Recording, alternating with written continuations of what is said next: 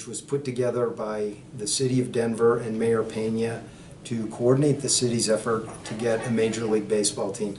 I start with that because I was just at a board meeting of the Downtown Denver Partnership, and it was really interesting because we were talking about how to brand downtown in 2017.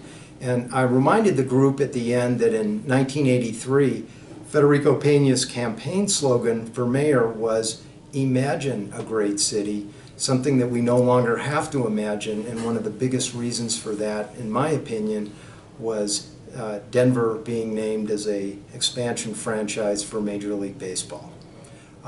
You want to begin with some questions?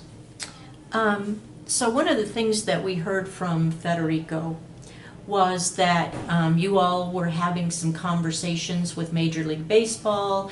They were starting to set kind of some criteria. He said that they were still looking at Colorado as a kind of a cow town, maybe not a big enough market. Right, right. So one of the pieces I remember that we had of collateral material was we did a video, and we also had collateral material where I'm not going to get the line exactly right, but the narrator said, "To people back east, Denver is somewhere in the west, and to people out west, Denver is somewhere in the middle of nowhere." You know, so we really had to make the case of Denver and Colorado being central to the Rocky Mountain states, and I think it becomes really evident that that's true. That's what's happened. Everywhere from Montana, Wyoming, Idaho, Utah, at that point Arizona before they had a baseball team, Nebraska, of course. We were the team for the Rocky Mountain region, a part of the country that had been left out. So one of the other things, and I don't know how early or late you came to the game, but I know Marvin Davis was looking at purchasing a franchise. Were you engaged at that point? So when Marvin Davis was seriously looking at a team, we were not. That was, I think, late 70s, maybe very early 80s. I got started in the effort through Federico Pena when he was running for mayor, and I said, as only you do when you're 30 years old, right? You say, "Hey, why don't you make getting a Major League Baseball team an economic development issue?" And he said, "Write a position paper.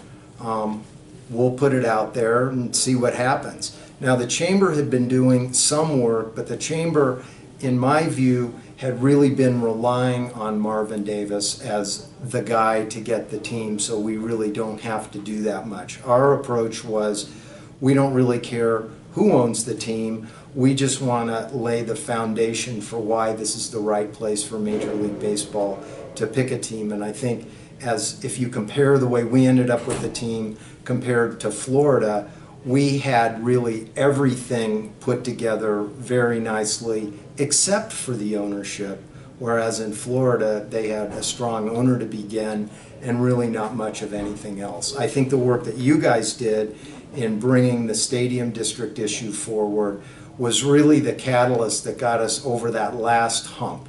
You know, I think we had clearly demonstrated community support. I think the businesses were there, but getting that mechanism in place so that we could guarantee a new ballpark, that was what really got us across the finish line. So did you link up with Federico in '83 when he was running? Yeah, I met him through John Parr, who was a friend of Federico's, and he introduced me to him. And it was funny. What I did is I said, well, let's do a news conference. And so we wrote up the position paper. We had some other stuff about Federico. And I bought a bunch of general admission tickets to a Bears game when they were the Denver Bears before the Zephyrs, and stapled them onto the news release, which of course the media could get in anyway, but I thought it would be a cute touch. And we held the news conference during batting practice down the right field line. And it was the first time Federico got covered by television since he had announced. It was really Wow. pretty interesting. So it wasn't like that was going to be the most important issue in the campaign, obviously, but it was something that at least captured the attention of Was some the people. sexiest It was issue. a fun, yeah, it was a sexy issue. Because So early in the campaign, he had like 7% of the vote. He was nowhere. he was number 5 Yeah, or 6 he was in the an list. afterthought. Right, Right. right. And then all of a sudden, because of possibly this idea and Imagine a Great City and the talking signs, Yeah. things started to take off. Exactly, and I think he, to this day, I think people would say he's, a charismatic guy. He's very passionate. He doesn't get involved in anything to this day unless he's going to commit himself hook, line, and sinker to the effort.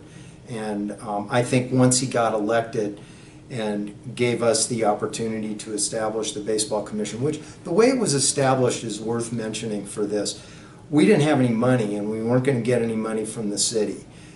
The city gave us, first of all, the Baseball Commission was formed while I was still practicing law. So we put together a board, but we weren't really all the way in that first year after he got elected. Pretty soon I said, this is taking all my time. We need to make this something real, and I need to draw a salary. So we actually went to AT&T when AT&T was going through their breakup, right? Remember when they were splitting up? Tim And Worth they were trying to figure out what they were going to do and what their identity was going to be. So we went to AT&T with a 3-year proposal that started out, I think, at $75,000 a year, the next year $50,000, and the next year $35,000. What we wanted to say to them is, we will use a lessening amount of money from you for your sponsorship. We've got to learn to stand up on our own 2 feet. So we did things like the Cubs-Mariner baseball series, which drew 70-some thousand people over Easter weekend in the 80s. We brought in the U.S. Olympic team before the Olympics, were 84, I believe, when Ubroth was running the Olympics. We brought in a U.S.-Japan Olympic baseball game, great fundraiser. And we did some other events, bringing in Bob Costas through Channel 4 to come in and speak and raise money. So we had enough to scrape by, but the city's contribution was a little tiny office at Mile High Stadium that was freezing cold in the winter and extraordinarily hot, right next to Pat Boland's box, except we were on the inside and he was facing the football field. It was like 4 feet separated us in a major way. But that's where we operated for all the years. And who else was involved with you at that point? Don Hinchy and I were housed in that office, and Don unfortunately is no longer with us, but he put in a ton of time. And then our board, we talked a little bit earlier about John McHale. John McHale was probably, in my view, the most, I hate to say the most important person in the effort, but I don't think there was anybody more important than John. John's connections to Major League Baseball were at the C-suite level. Owner, executive vice president. In reality, the decisions for baseball in terms of expansion were not going to be made by general managers. They weren't going to be made by managers. They weren't going to be made by players. They were going to be with the people that wrote the checks. And that's where John's connections were. So he guided. I didn't do anything without first calling John, seeing if he thought it was a good idea, and then seeing how he might help open some doors for us, which he did very early on. When we first started, he had his father call Gene Autry and get us invited to the general manager's meeting in Palm Springs at his house. And I went down with Federico's chief of staff, Tom Nussbaum. There was no one else from any city. We were just the personal guests of one of he was with the Expos at that point in time. And so, who proceeded to, as only John Jr. as well as his father, very elegant, very well spoken, took us around and introduced us to the commissioner and all the owners that were there. So you got your foot in the door first. It was first. phenomenal. And Yeah. John's dad spoke about us in such an understated but generous Credible way. credible way. Oh, Mr. Commissioner, I'd like you to meet my good friends Steve Katich and Tom Nussbaum from Denver. Denver's going to be a great city for baseball. I mean, it was just really a beautiful way to start out. So did you feel any resistance meeting with Peter Uberoff or? Yeah, definitely. And we kind of went through several commissioners, but Peter Uberoff is someone that I think anyone that has worked with him either closely or at a distance, which was the way it was for me and for other cities, you work with him on his terms, and he sets the ground rules. And if he thinks that you're overstepping or you're saying something that is perceived as some sort of a threat to the way that he wants to operate, he will come down on you. I believe I mentioned to you the story of being at the baseball meetings. I believe it was Houston one year when John DeCue was down there as well. Peter invites representatives of cities to a private meeting, and first thing he says is, if word of this meeting gets out and I find out who says it, you're toast. That was the beginning. Of course, at the end of the meeting, he held a news conference and said, I've just been talking with all the cities about Major League Baseball. So that was the way he was going to do that. But during that meeting, I was as polite as I think a person could be, and I kind of raised my hand and said, you know, Mr. Commissioner, I don't know if I speak for everyone, but I suspect I speak for most of the people here. It would really be helpful for us if Major League Baseball would set some sort of a timeline or give some guidance to us as when you plan to expand. And he said, why should I? Next question. It was like, that kind of tells you what you need to know. Later that night, I had become friends with the American League president because he was a big fan of playing tennis, and he knew that I played tennis, so he would always set court time for us. Go up to that dais at the Astrodome, where the dais is really high, and Dr. Brown is sitting next to Peter Uberoff, and Dr. Brown is just so well-spoken and polite, and he said, oh, Peter, have you had a chance to meet Steve Katich from Denver yet? He had asked me to come up and grab him so we could go play tennis. He goes, yeah, I had a chance to meet that smartass this morning. Talk about making you feel like, wow, did asking that question ruin Denver's chances of getting a baseball team? Right. But I think it was part of his way of keeping control of the process. I understand that, and I respect it. I wish it could have been done in a little nicer way, but, Yeah. Little gentler. Little gentler, right. So we know that Tim Worth and it was my understanding that it was Dan Schaefer in the House, but I think Federico was giving the impression that it was either Pat Schroeder or Diana DeGette that kind of pushed some hearings on Right. antitrust. Right. So Dan Schaefer, I would say, was far more interested. He had an interest in some sort of an association with, or true interest in baseball. Well, he played baseball. Yeah, that's right. Okay, Yeah. so he played. So he had an extra special, because I remember going at one point in time, I don't remember why, but we went around to the congressional offices, and he was awesome. He was really great. Tim Worth, I would say, I remember John Frew.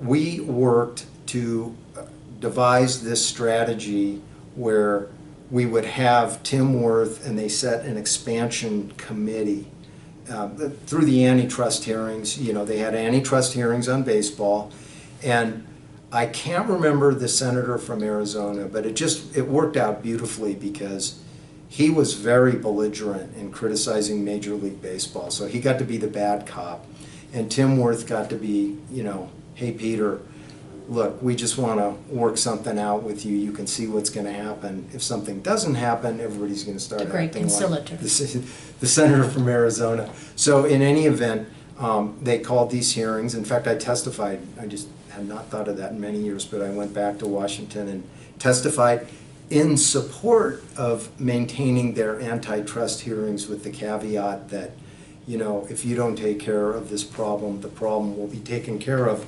excuse me, in a different way. So that was kind of the message that we took. But I think those hearings, the cool thing about the questions that you're asking is that you start to, and as you talk to other people, you're going to start to get that feeling of just how many different people did things that had any one or two things not happened, maybe we wouldn't be where we are today. But certainly, Senator Worth's office he knew how to play that game. And in fact, I saw him probably a year or two ago in an event, and I don't know if you spent much time with him, but he doesn't talk very much with people, and I was, hesitant about going up, but he came up and he was like, that was one of the best things that we ever did. And, with all due respect, I'm glad the team is doing well right now, but he said, what the hell is the matter with the Rockies? We need to get them to play the way that, but he was really animated and still really into it. Very passionate about it. Very passionate about it. So the baseball commission, Denver Baseball Commission, basically started in '84 and kind of went to... Well, we went until you guys were able to get 89, to the, 89, and, it didn't make any sense to us to have the Colorado Baseball Commission and the Denver Baseball Commission both doing things. It's confusing. In some ways, it's redundant. We took it to a certain spot. Once the ballot measure, once it passed, there was a new structure that was established, and I loved it. It was the most exciting thing I did in my career, but there really wasn't much of a purpose for us to keep our efforts going beyond that. But I did feel like, again, as we talk about all the different layers and all the different people and the timing of all these things, I don't think the opportunity to go before the voters would have happened without the Denver Baseball Commission at first. And then the natural progression was the Colorado Baseball Commission, and the rest is history. One of the things that Federico talked about that I thought was really kind of interesting was this metro cooperation that was going on over baseball.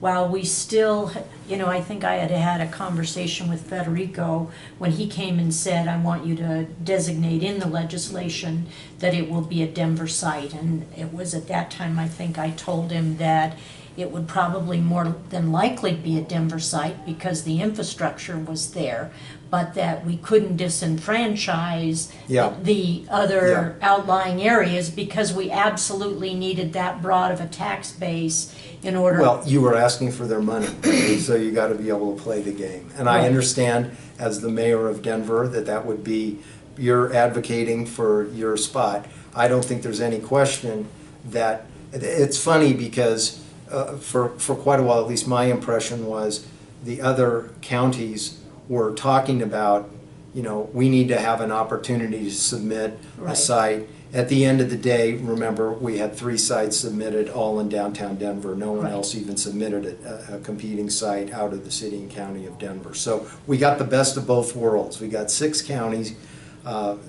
financial base, followed by a downtown site that look what has happened in Lodo. So do you remember very much about the Metro Cooperation meetings around supporting 3 Denver sites, or you just weren't a part of that? Well, for the campaign, no. I mean, Rick Ryder was so involved in that, and I'm good friends with Rick, and I talked a lot with them because I'm interested in politics as well about all of that. But they did all, he and the campaign itself, the infrastructure of the campaign, they did all the heavy lifting on that. I testified in favor. So this is a funny story. I testified at the hearings that you guys had in the House. And remember, Bill Owens was in the House. Yes. Well, that's the funny part, because whenever I have been with him, and I will tell people, I will always say, he was one of the big reasons we got a team, he did all this stuff. And finally one time he took me aside and he said, Steve, I voted against it. I feel terrible about it now, but I voted against it. So I kind of had to tone it back, right? But getting that through, clearly, pivotal moment. Well, before I became Majority Whip, Bill Owens was my seatmate, And, you know, he kept telling me, you know, I really want baseball here, but I can't vote for a tax. Yeah. I actually brought the idea to Bill Owens first, before I even knew who Kathy Williams No, that's was. funny. That And is I funny. sat down in his office and he said, Deal, I love baseball. And he reached in his drawer, pulled out all these Dodgers box scores and Right. his lower right-hand drawer and said, I love baseball more than anybody, but I just can't vote for it. So he turned me down, and then hence the search to find Yep. a sponsor, and ended up with it, obviously. And now he's wearing a incredible one. Rockies cap. That's right. Which was, I think, a tough conversion for him. I mean, Yeah. when he was my seatmate, he would order the brand new box of baseball cards to be delivered to the house Oh, my God. every year. And then he would sit in the newspaper and cut out the box scores while Oh, my debate was God. going on the floor. That is tremendous. That is really great. So, Well, that was something we shared. I grew up in Los Angeles, so I have been a lifelong Dodgers fan, so now I'm actually really conflicted this year, right? A game separating the teams. what a good problem to have, I know, huh? it is nice. So, Uberoff, it was my understanding, was the head of the U.S. Olympic Committee when Denver gave the Olympics back. Did you ever have any sense from Peter that, I don't know if that timing is right, because that was, the Olympics were gonna be in '76. and he wasn't commissioner of baseball, but I think he was the executive director No, of I don't. the U.S. I Olympic don't Committee. recall having any conversations with him about the Olympics. I don't recall having any about the Olympics, and I did not make that connection, so I look forward to checking on that. But that would make, you know, he was so embedded in the Olympic movement, obviously in LA, and that was, you know, I thought what really brought him to prominence, right, in America was when he was running the Olympics. Right, Or running the LA's bid and running the LA Olympics. right, right. So how often did you go back and meet with Major League Baseball during your four or 5 You know, years? I would say not as often as you might think. Probably half a dozen times. Annually for sure, at least annually. And it was funny because I had mentioned Dr. Brown as being president of the American League in those days, and he had a guy that was a lovely guy that did all the, I think the media and public relations, an older guy who had been with the Yankees, Bob Fischel. And it was funny because my relationships on the American League side were much stronger than they were on the National League side, but they were the one, they adopted me and really helped make the introductions to everybody. Dr. Brown was really a patron for me. Probably nobody has thought too much about it, but he was so supportive of our effort, and I got to spend so much quality time with him over the years. Because all the things that were sponsored by Major League Baseball off-site, like the winter meetings, the other types of meetings that baseball had, we would always get together. All-Star game, we would always get together. Oh, okay. Major League Baseball's hierarchy is definitely a good old boys network. You know, I didn't think about it at the time, but yeah. I mean, there was a lovely woman that worked for the president of the National League at the time, but it definitely was a boys network primarily, and relationship based. And I don't know if it's quite as much that way now. I really haven't. I suspect that there's more of a meritocracy involved in terms of if you can help us win and you're not just going on gut instinct, that you have an opportunity to move up the ladder. So one of the things I think that Neil brought to my attention was an economic development study that had been done.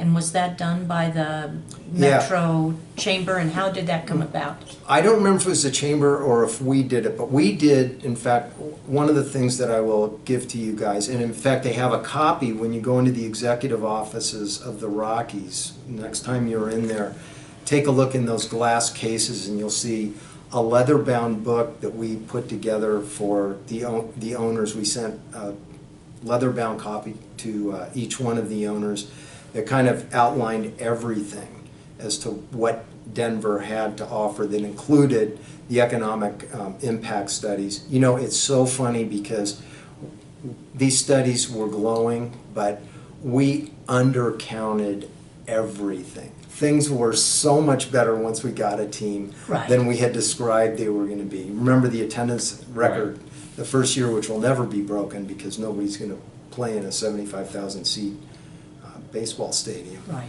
And so it was just, we blew everything out of the water. But there's some really nice economic development. That was really the approach that we tried to take. It's not like, we're great guys, please give us a team. We were trying to take the approach, this is a business decision you need to make, and it's in your best business interest to give Colorado a Major League Baseball team. And I don't think, I mean, obviously, it's been a great decision for baseball. So initially, there were quite a few cities that were interested in acquiring a team. Yep. And it was my understanding that Tampa, St. Petersburg had built a stadium in anticipation of getting a team. So, oh, go ahead. No, that's... I was getting, the interesting thing that happened, and I was not a part of this conversation, but there were cities when we were in this process that came and went. You know, Indianapolis putting a big push on, Sacramento, you know, Phoenix putting a big push on, all these different, Washington D.C., big push on. And the owner of the Pittsburgh Pirates, when we were awarded a team, took Federico aside and he said, you were the only city that was there at the beginning of this and that was there at the end of this. Really? And I think Wow. that says everything you need to know. Right. Really, isn't that just symbolic of what Denver is? I mean, to me, that's, you know, if the railroad isn't going to come to Denver, we'll build the railroad up to Wyoming. I mean, it was really great. So yeah, we would, you know, I'd be freaking out about Washington D.C. doing something, and the thing that was for me, and one of the things I think that I grappled with, that once we got something on the ballot, because of you guys, it wasn't as much of a problem anymore, because we now were going to have that last problem solved.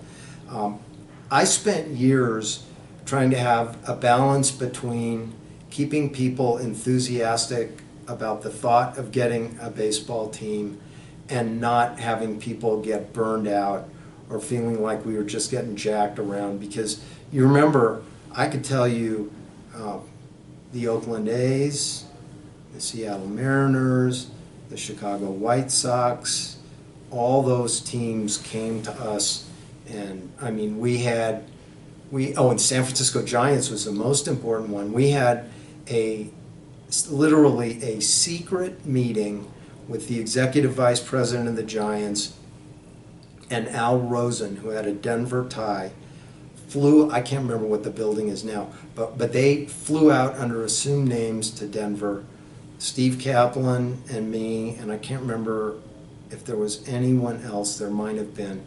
We met in a building that wasn't quite yet finished in the Denver Tech Center. And they came to us with this proposal that we want to have the voters of San Francisco vote on a new ballpark. But, you know, if they don't, we're coming to Denver. And we will move the team to Denver first, and then the vote will happen. If it doesn't come through, the team stays. And if it does go through, they move back. Oh, really? And this was kind of controversial. We will find this in the newspaper articles. My feeling was, I'll take that any day of the week, because once we have a team, even if they take the Giants back, we'll get another one. Right. There were some, once this came out as a possibility, that said, no, you can't let them, you can't let them do that to Use us. us, You're just yeah. being used. And I was like, I'm okay with that. Right. Because I think we'll keep the team if it happens. But I can tell you, Corey Bush was the executive vice president, and Al Rosen, there was one other person that came out from the Giants. And I am convinced to this day that they went back and advised the owner of the Giants to do it. And the owner said, you know what, I've been in San Francisco for too long, I just can't do it. And so, another one of the examples. The White Sox, Eddie Einhorn, Jerry Reinsdorf, they were very upfront about the fact that we are using you, but if we don't want what we get, or if we don't get what we want, we will. You're still credible enough to be a hey, plan B. I just wanted us to be in Major League Baseball circles, the city that seems to be the most desired by those teams that are trying to solve a problem they have. I felt, were the de facto #1 spot because I had the owner of the Oakland A's calling me and, are you guys interested or not? Kind of stuff. So, it was really fascinating. I would say this is stuff, of course, I don't think it hasn't been made part of at least this part of the story. And I Yeah. think it's a great addition. It's a great addition. So you have some more questions? Because if you don't, I do. Go ahead. So what Federico tells us is that still even to this day, he gets calls from cities talking about metro cooperation and cooperation with the legislature, and how is it that Yep. Denver gets this done? Was that your sense too, or? I can tell you that as recently, I believe it was last year, how these chambers take trips to different cities all the time. The San Jose Chamber came out and they are trying desperately to get the Oakland A's to move to San Jose. And there's going to be, it would be a bloodbath out there. I spent hours with those guys because they wanted to pick my brain about how we did it here, what worked, what didn't work. So to this day, we're still seen as a, when you think about it, it's an amazing 30 years story. later, Yeah, yeah. 30 years later. Well, and I think that's why History Colorado's interested, is because it's just not a raise your hand, you're picked, and there were a whole lot of Right. obstacles in the way. Yeah, it's like anything else. Somebody that moves here right now just assumes that DIA has always been the airport, and Right. the airport is where it is. Yeah. They don't know that it was 2 elections in order to get it approved, that it was a bitter fight in order to get it done. So much of, what the millennials moving here and going into Lodo and just saying, God, Denver, man, what a great city.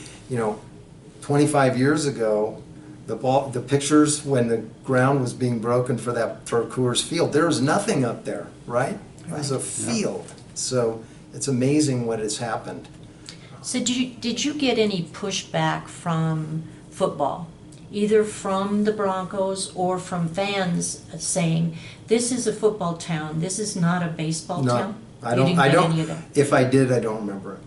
I don't remember any of that. In fact, I think we will find that in the stack of letters when I went around to businesses, and it's funny, almost all these businesses, it was a different energy company, Public Service of Colorado, the CEO put it, they're almost all different now. But I'm guessing that we got one from the Broncos, that they were Wow. supportive. One of the other things, too, that I got a sense from Federico was early on, Peter Uberoff wasn't saying that there was any criteria. And I think he pretty much said what you said. They were pretty tight-lipped about whatever. But then as more people indicated interest, then it seemed like things were changing. You'd have to have a baseball-only stadium, that you'd have to have maybe some pre-sales or of season tickets. Are you Solid ownership, yeah. Yeah. They set out. local ownership? Yeah, solid local ownership, yeah, with roots in the community, right. So, anyway, that's true. I think that started to happen. I think Peter Uberoff serves at the pleasure of the owners, right? So he's like the head of an organization made up of members. If the members are saying, we don't want expansion, we don't care what you do, we don't want expansion, say whatever you want to say, that's why his behavior was what it was, until it reached a point where baseball, for reasons that I still don't fully understand, made the decision that, yes, we're ready to expand. I don't know if it was the antitrust hearings, probably a combination of factors where they said, you know, it really is in our economic best interest to expand by a couple of cities, so let's do a process. And really the criteria was, just as you stated, it was quite simple. I mean, and quite, if you think about it, quite logical. What kind of things would you like to add that maybe we've piqued your... Oh, God. Well, I think for anybody that's listening to this, you can tell, I mean, this was 30-some years ago. It was still really, really interesting process. I think it says volumes about our community and the people that make it up, that it was just like, we want to do this. There are no rules for it. You know, when we started, their criteria wasn't out there yet. Right. One of the funniest things, there was a columnist named John McGrath. You remember McGrath? He ended up going up to Seattle, but I don't remember which baseball meetings it was that I went to. His line that he used in describing our efforts was, Steve Katich and the members of the Denver Baseball Commission are about as popular at this meeting as the Hare Krishnas at the airport. And that really said it all. I told him years later that that really was the best line that came out of this whole thing, because it was so true. It's like, well, we got to be polite to these guys because they've taken the time and they've spent the money to come down here, but we can't say that we're, you know, we got to just be as buttoned down as possible. But the community persevered, and you know, the result is an enormously successful franchise that really helped to revitalize a part of downtown Denver. Well, I think, too, you know, looking in retrospect, I mean, I think about all of the things that if you were as smart back then as you are today, you probably wouldn't have gotten engaged in it. And that is, I mean, we certainly didn't know if Major League Baseball was going to expand. We certainly didn't know what the criteria was going to be. If the criteria was going to be a baseball-only stadium, we didn't know how we were going to get a stadium.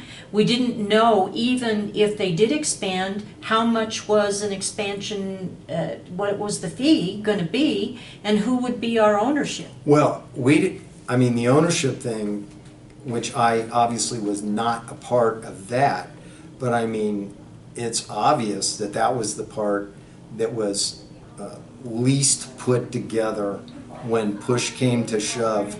I did get to attend. Governor Romer had a meeting, I can't remember, I think it was the Westin Hotel.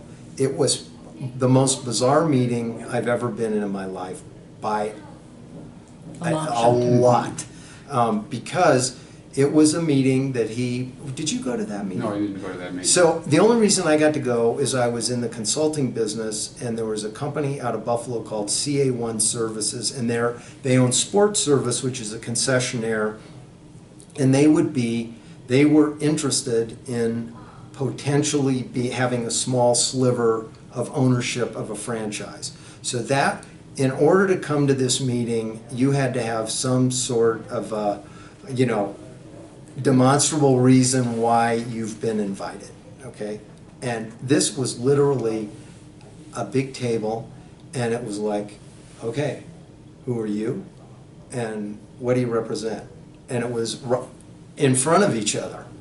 And it was really, I wish there had been a camera in there. It was the most bizarre thing, with people going around and Wow. saying what their interest is. So I assume Paul Jacobs was at that meeting. Yeah, Paul, I mean, that's a guy that really was, you know, another one of those people that people don't know that much about, that Right. played a major role in the effort and helped put together all the paperwork for the ownership group. So he was a real asset. So I know as the legislation was going through the process, you know, we would still keep hearing grumblings about one thing or the other. Certainly, the Speaker of the House was mad at me over some metro transportation issues because I was pushing a tax on roads to improve the roads in the metro area, so he triple assigned the bill. The bill did die in committee, and we had to bring it back to life. We did have a lot of criticism from the outlying counties that this was just going to make Denver rich, and so we put revenue sharing into the bill. We certainly got a threat from the labor unions that if we don't make it a labor union project, that, that's you know, right. they were going to come out against it. Federico was giving me pressure on it being a Denver site. We also had some people that said you have to name the site, and we're deciding, no, we're going to narrow it down to 3. During those periods, as we're trying to overcome those Yeah. obstacles, did you have the feeling that this was going to go down to defeat and that we Great would question. ruin our chances? Great question. And I would say, as interested as I am in politics and as smart as I sometimes think I am, we did have polling data before the legislature went through that indicated this would not pass. And so I was really worried about it. We had that meeting with Right. Federico Yeah. where you guys, I mean, I'm willing to admit this. I'm glad that you just said, you know, go pound sand. We're bringing this thing forward, Did you say, right? did I you? didn't say It may have been, I'm pretty sure you did, and that was the right thing to say, because you didn't come, well, correct me if I'm wrong, you didn't come seeking permission, you came saying, we are doing this. Yes. And I remember having a conversation with Lee White where I'm like, this thing, just as you It's gonna be a suggested, disaster. this thing could really end poorly. And if we lose the election, then That would have been the end. that would have been really, really bad. And so, but I think what we've really learned from that is some of these collaborative efforts that by the time the election came, I mean, people loved the idea of having a baseball team and knowing that they weren't going to pay a single cent unless we were awarded a team. That was a brilliant part of the legislation you guys crafted.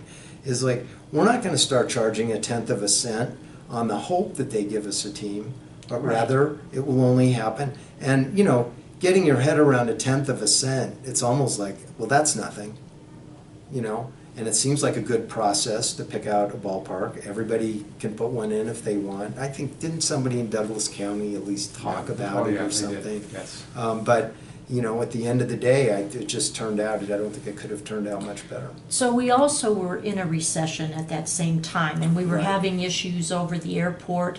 We were trying to build the Denver Public Library. Mhm. I mean, did that The bond cause, election. yes, I- additional concern, a convention center? I don't know how much concern that it caused, but what I would say is this, it, again, going back to the character of people that lived in the metropolitan area. I mean, during and make no mistake about it, the mid to late 80s were a disaster. I mean, you knew it better than Totally. Yeah. anybody. You were Totally. at ground zero. It was a disaster.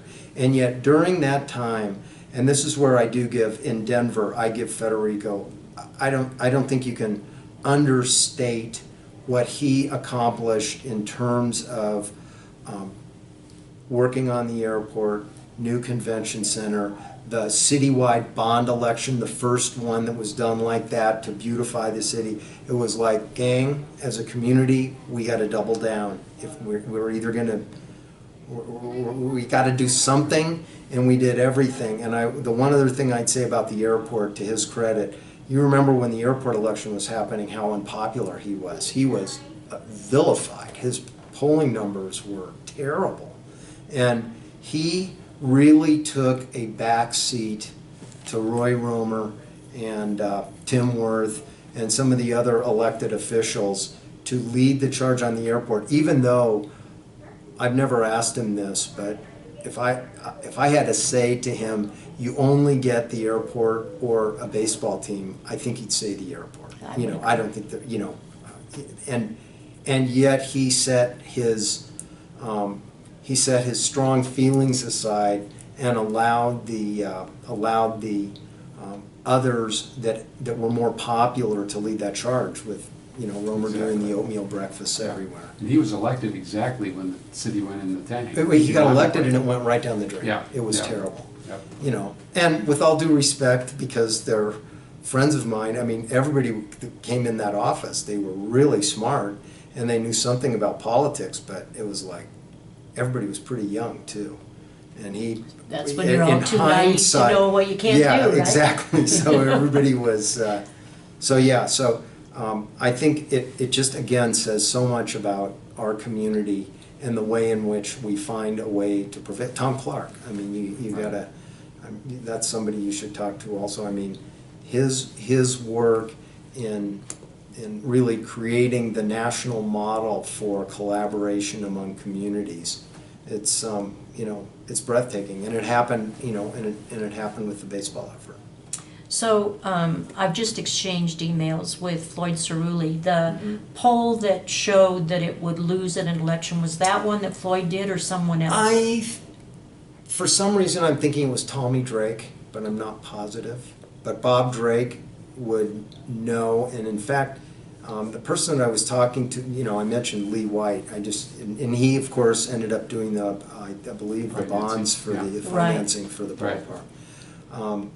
But that would be he'd be an interesting person for you to talk to.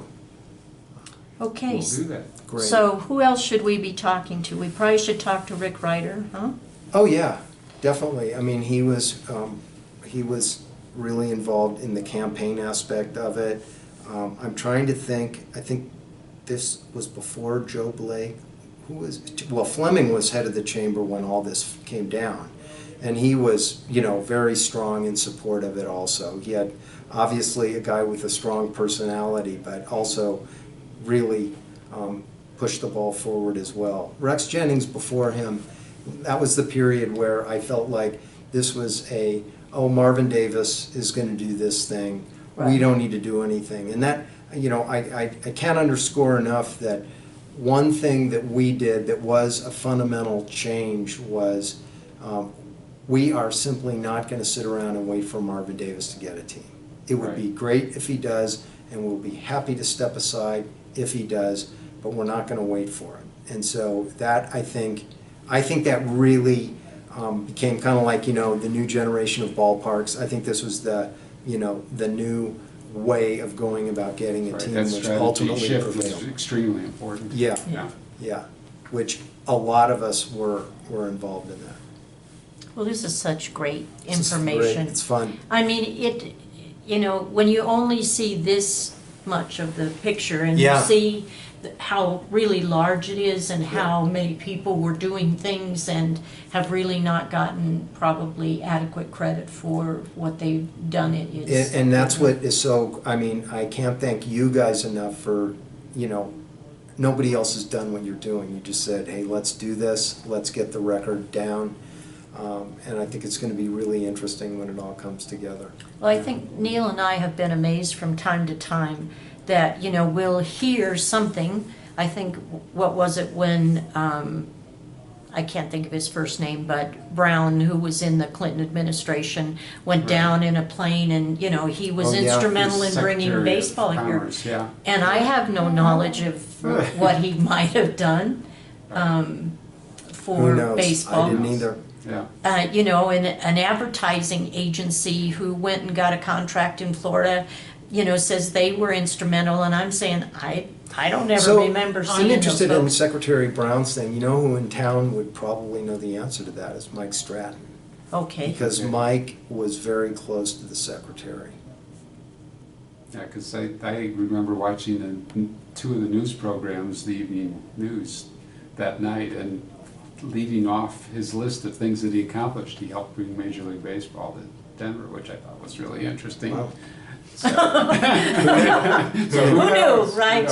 Who but knew? you're involved in this, well documented, and if you hadn't switched gears and gotten us to the right place and moving in the right direction to broaden the base, Yeah, we wouldn't have. I think we did. Into the I think right it was place. kind of like the pyramid, right? We kind of did the first layer. Well, you did a lot more than the first layer, So- but yeah. Well, and I keep calling it a relay race, you know? Right. That if anybody would have dropped the baton when it was passed to them to do their part, we wouldn't have baseball here. And if you guys wouldn't have started the race, So let me ask you the question about the legislation and the election. Did you have a feeling as to whether or not it would pass, or you reached a point where we just need to do something? Let's give it a shot. I thought we had to get it because it was very clear from what the owners said is you have to have a baseball stadium. Nobody Right. had another solution, so if this solution didn't work, Right. we had to have a new stadium. And the only way to do it is to set up something like this, so. Right. It was like the only alternative, and you just have to sit back and hope that Yeah. it passes. well, maybe Neil has a better sense of this than I, and that is, I felt like maybe you guys were visionaries and I was just a technician.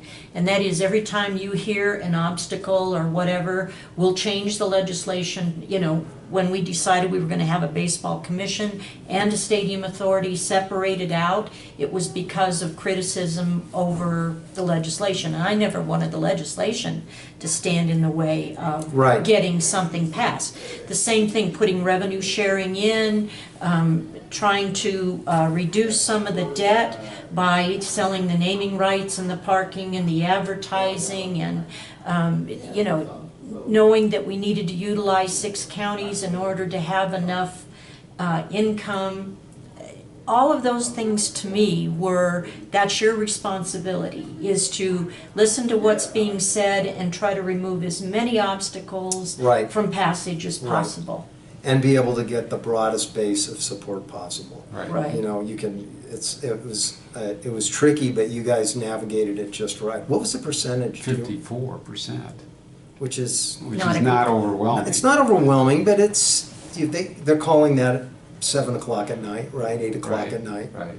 But I do remember having one conversation with one of the members of the district when they were talking about the ballpark itself and what it should be like. And the person will go unnamed because they had said to me, well, we really have to be good stewards and build this ballpark as frugally as we possibly can. And I said, I could not disagree with you more. Right. No one is going to remember how much this ballpark costs, but if you want, don't take my word for it, fly up to Seattle and look at the King Dome. A dome that was a dome, for one thing, but was a piece of junk. And our ballpark holds up beautifully, and it's because corners weren't cut. It was done the way it was supposed to be done. Right. And I think that was I'm so glad that view did not prevail. Well, and certainly not even knowing how much it was going to cost was a problem with the legislation. I mean, we're just guessing. They wanted us to put a end date on the bonds, and you're trying to make a guess. Luckily, we came out of a recession, Yep. and we were able to accelerate the payment of the debt. So it worked out really well. And But get a football stadium On top of it. on top of it, Yeah. yeah. That was something. You got to have a little luck along the way too, right? Well, right. Right. With all the bad luck, you have to have a little good luck too, Exactly. right? Yeah. Exactly. Well, Well, anything else you can think of that you No, want to add? but this is great, and I'll go through my Okay. stuff and I'll get it for you, and who knows, that may spur further conversations on some of this stuff. Great. but- Well, thank you Yeah, very thank you much. guys very much. Oh, Thanks for well. what you're Thanks. doing. Yes. Wow. Well, thanks for your